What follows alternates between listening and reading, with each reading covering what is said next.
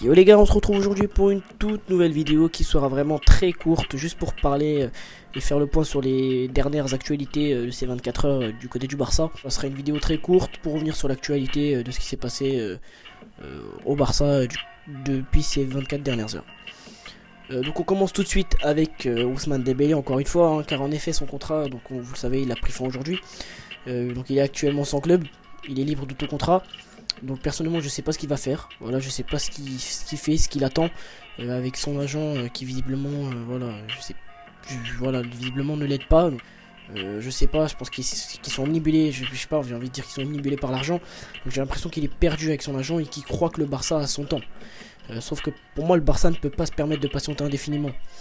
Je pense que Dembélé, voilà, il doit se reprendre, il doit se remettre en question, il doit se dire qu'il doit accepter l'offre du Barça. Il a bien vu, il n'y a pas d'autres clubs, et s'il y a d'autres clubs, voilà, dans ce cas-là, qui lui font une bonne proposition et un meilleur salaire, qu'il y aille, quoi, qu'il ne fait pas attendre le Barça pour rien.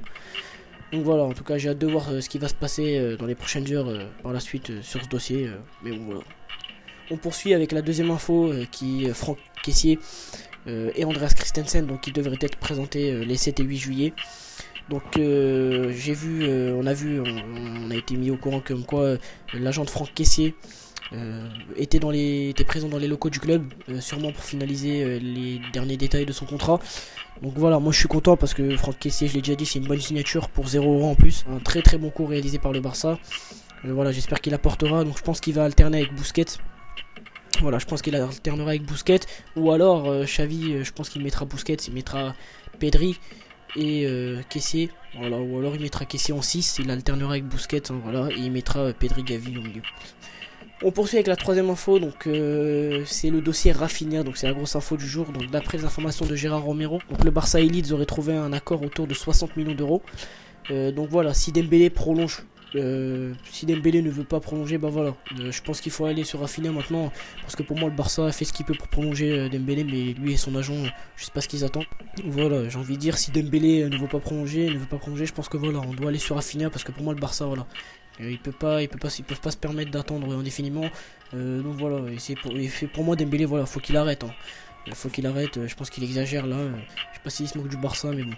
Voilà, autant aller sur Rafinha qui lui veut aller au Barça et il aime le club, ça se voit, parce qu'il a refusé pas mal d'offres, donc de nombreuses offres, dont une grosse offre de Chelsea. En plus, son club était d'accord avec Chelsea, d'après certaines sources, que bah il a dit à son club de refuser l'offre de Chelsea, parce que lui il veut que le Barça. Donc voilà, je veux plus d'un joueur comme Rafinha qui donnera tout pour le club, car il l'aime, plutôt que Dembélé, son agent, qui pense à l'argent. Donc on peut aussi remercier Deco, hein, voilà, ancien de la maison, qui s'occupe de Rafinha.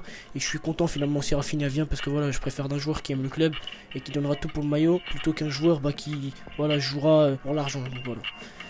On continue avec le dossier de l'anglais, donc qui malgré ses mauvaises performances s'est visiblement trouvé un très bon pot de chute, car d'après les informations de Fabrizio Romano, le Barça a trouvé un accord avec Tottenham pour un prêt de 1 an. Et ce qui est bien pour le Barça, c'est que Tottenham prendra en charge la totalité de son salaire. Donc en plus, visiblement, il veut aller à Tottenham. C'est Antonio Conte qui a poussé auprès de ses dirigeants pour qu'il le signe. Et que du bénéfice pour le Barça, ça va permettre au Barça d'économiser de l'argent. Donc voilà, ça fait un joueur, en plus de ça, ça fait un joueur de moins sur la liste des indésirables. Maintenant, il faut trouver un point de chute pour les autres, puisqu'il y en a beaucoup. Il y a par exemple Riqui Puig, Umtiti, Mingueza, Braithwaite, voilà, il y en a plein.